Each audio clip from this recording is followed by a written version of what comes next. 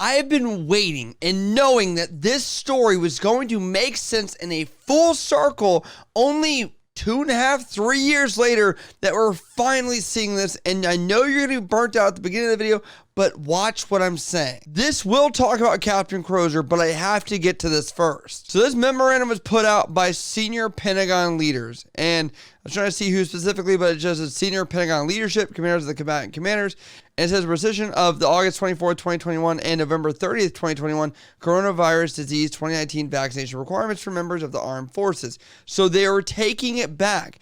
And it says, I'm going to get to it, but it says, I'm deeply proud of the department's work to combat the coronavirus disease 2019. Through the leadership, we have improved the health of our service members and the readiness of the force, and we provided life-saving assistance to the American people and surge support to local healthcare systems and agencies at all levels of government. The department has helped ensure the vaccination of many Americans while simultaneously providing critical and timely acquisition support for life-saving therapeutics, tests, and treatments for COVID-19.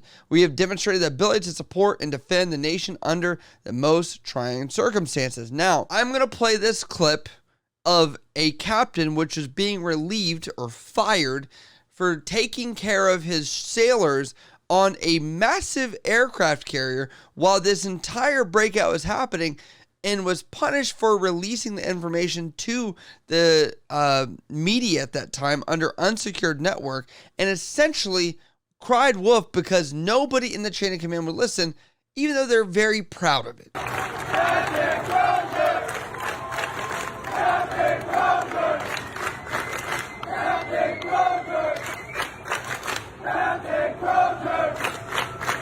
Can you tell me the last time you can remember a commanding officer was commended to that level and people cheered for this person as they were being vouched for as a junior service member? I can't think of anybody ever out there as far as my entire tenure in. So when I look at this, I'm like, yeah, you are proud, but it's a little bit after the fact. And we'll get to the details of how this has made major ramifications for the rest of the military. It says the department will continue to promote and encourage COVID-19 vaccinations for all service members. The department has made COVID-19 vaccination as easy and convenient as possible, resulting in vaccines administered to over 2 million service members and 96% of the force, active and reserve, being fully vaccinated. Vaccination enhances the operational readiness and protects the force. All commanders have the responsibility and authority to preserve the department's compelling interest in mission accomplishment. This responsibility and authority includes the ability to maintain military readiness, unit cohesion, good order and discipline, and the health and safety of a resilient joint force. And I didn't know that they were including guard members because as I did the math, there were 60,000 members of the U.S. military, according to sources that are out there, that they were relieved because they could not get a religious exemption, medical exemption. And, you know, I was witness to seeing this where it was pretty much understood like nobody's being exempt. That is just a ruling. That's what's going to happen. And that was a sentiment that was very much projected as people were just chipping away. And luckily, some people chipped away so hard that they're now able to finally get some relief from something like this. On December 23rd, 2022, the James M. Inouye National Defense Authorization Act, NDAA, the fiscal year 2023 was enacted. Section 525 of this, I'm not going to read all that, requires me to rescind the mandate that members of the armed forces be vaccinated against COVID-19, issued in August 24th of 2021. Memorandum, mandatory coronavirus 2019. I hereby rescind the memorandum. Also hereby rescind November 30th, 2021 memorandum saying that the vaccination for members of the National Guard and Ready Reserve. So there were two specifically for active duty and the one for the reserves themselves. And it says, no individual currently serving in the armed forces shall be separated solely on the basis of their refusal to receive the COVID-19 vaccination as they sought an accommodation on religious, administrative, or medical grounds. The military departments will update the records of such individuals to remove any adverse actions solely associated with denials of such requests, including letters of reprimand. The Secretary of the Military Departments will further cease any ongoing reviews of current service members' religious, administrative, or medical accommodation requests solely for exemption from the COVID-19 vaccine or appeals or of denials of such requests. I have to look at this as the big picture. There was such a knee-jerk reaction because Captain Crozier was not listened to when this was first happening. Like, hey, let's take this seriously. Let's be a little proactive, but it felt reactive. And now that we're having recruiting numbers go down through the drain and people don't want to get this shot, and now we're like, okay, we'll just repeal it back now. And we lost those 60,000 people, which had valuable skills, assets, knowledge, all that stuff that allowed organizational integrity. Now, I also want to say those 60,000 people that were kicked out are probably going to be able to somehow, some way, shape or form, be able to sue the government because we're seeing this now come out. And I don't know the legality of that. I'm not going to be a lawyer, but I'm just saying, like, I see someone going to that extent or maybe creating some kind of lawsuit.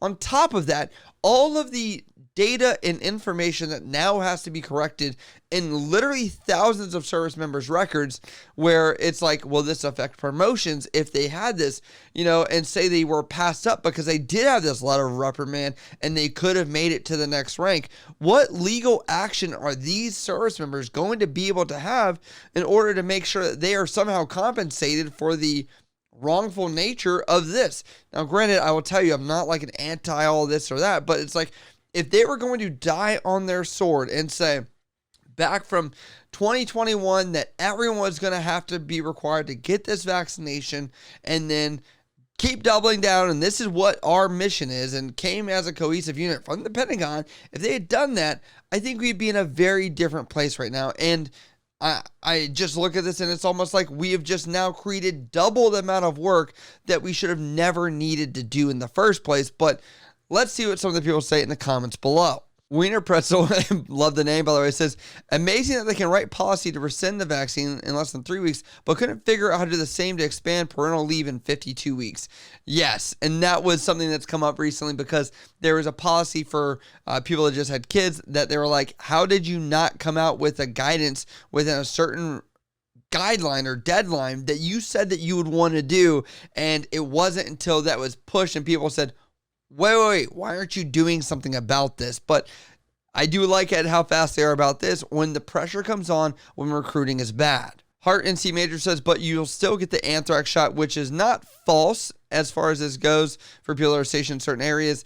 And there was a lot of trouble with that as well, because if you guys forget back during the OIF, OEF region, era that we were in combat and dealing with all that, the anthrax scare, there's a documentary on Netflix about it right now, did talk about how this was a very controversial topic, and a lot of service members even now are still being required to get it, where I'm wondering if this will change in the future for coronavirus in general, or if they're going to just like kind of see where this goes and see what effect this has. Now, I do want to say I do have some concerns of like, if you deploy to a certain country and you are or are not having this in your record, what does that mean? How are we going to see that play out? Because we did see that during the 2020, 2021 era where people were being limited on what they could do operationally or what they could be while they were in port or where we could visit and things like that. So this brings a lot of geopolitical things to it as well that are still very indecisive as we speak. But I want to know, what do you guys think about them taking back this